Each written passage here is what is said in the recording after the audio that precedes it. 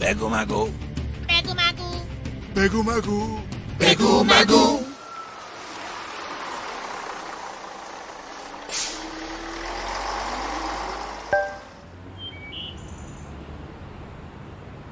دوستای خوبم سلام. من برگشتم با یه ویدیویی دیگه از تجربیات مادرانه من. امروز میخوام در مورد کنترل خشم و عصبانیت و تربیت بچه‌ها باهاتون حرف بزنم.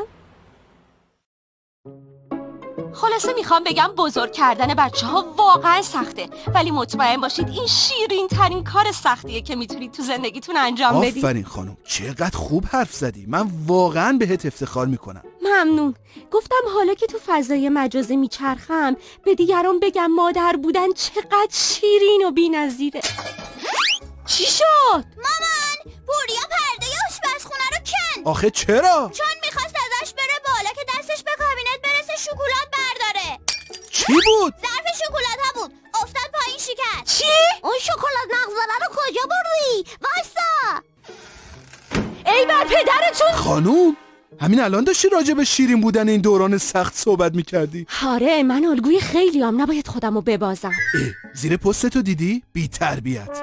نوشته اینا نفسشون از جای گرم در میاد، وگرنه سر و کله زدن با این گودزیله ها هیچ شیرینی نداره. زیر پست من؟ اینو شک ندارم شعرش از اون خرپولاست که این خوش زده زیر دلش. تو این وضعیت اقتصادی بچه آوردن اول ظلم به بچه است، بعد به خود. نگاه کن، از 15 تا کامنتی که گرفتی 10 تاش از ایناست. یعنی 2/3 مخاطبا منو باش فکر میکردم دارم حرفای به درد بخوری میزنم. انگار اکثریت جامعه کاملا با بچه داشتن مخالفن. آره، بیش از نیمی از جامعه هم زیر پستتو به من فحش دادن. دیگه پست نمیذارم جمشید، همینا رو هم پاک میکنم. مشید خانم سلام، واقعا دستتون درد نکنه. ایشالله تو شادیاتون جبران کنیم. والا مشید خانم ویدیوهاتون اینقدر جذابه که ما دلمون لک زد بچه دار بشیم. پس تصمیم گرفتیم برای رسیدن به این آرزو زن بگیریم. الانم سخت در جستجوی یه جفت خواهر دوقلویم که هر دوتاشون کچل دوست داشته باشن. واقعا با پستای من به این نتیجه رسیدین؟ مرسی جو، خوب شد دیدمت. واقعا دست درد نکنه. این پستایی که در مورد بچه و اینا میذاری خیلی عالیه. اینقدر که عباس آقا تصمیم گرفته دست به کار بشه. واه، مگه شدنیه؟ کار نشد نداره. همین که ویدیو تو دید گفت شو کرد، دلم یه ذره شده واسه بچه ها.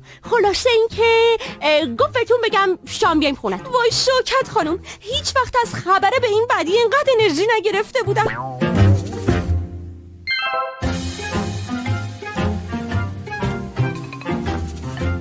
مشید خانم سلام. دست مریضات، پستاتون عالیه. فقط نمیدونم چرا امروز یهو پاک شدن. سلام، خودم پاکشون کردم. بیشتر کامنت ها منفی بود. وقتی اکثریت جامعه با حرفا مخالفن چرا پست بذارم؟ نه مشید خانم، شما یه پست میذاری که 400 تا بازدید میخوره، بالای 300 تا لایک میخوره. حالا 10 تا کامنت منفی اون پایین معنیش این نیست که اکثریت جامعه مخالفن. راست میگینا. آخه اگه بقیه موافقن چرا چیزی نمیگن؟ خب همه به یه اندازه تو این فضا فعال نیستن. از شانس شما 2 تا بیش فعال نقنقو هم خوردن به پسته. اینا منم دنبال میکنن. شما یه لحظه برو تو پیج من. داریش ریل مهندس با 2 تا اس آندرلاین اکبری با 5 تا آی آندرلاین آفیشیال پیج تو همون 2. وا، انشا نوشتی؟ سلام دوستان، امروز هوا چقدر عالیه.